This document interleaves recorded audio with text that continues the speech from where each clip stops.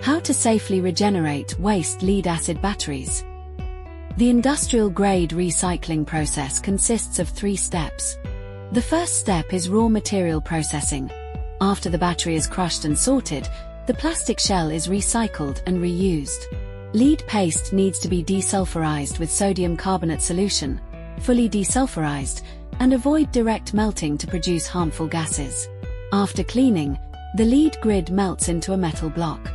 Step 2. Intermediate frequency furnace melting. Under controlled temperature environment, coke reduces lead oxide to liquid lead, iron filings adsorb impurities, and the final lead liquid has high purity.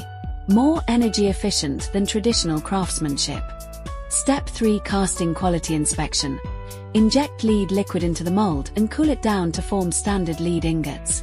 Conduct multiple inspections to ensure that there are no bubbles or cracks. Click on the home page to view actual equipment photos and obtain compliant lead smelting technology solutions. Welcome to Luoyang Wanfeng Industrial Furnace.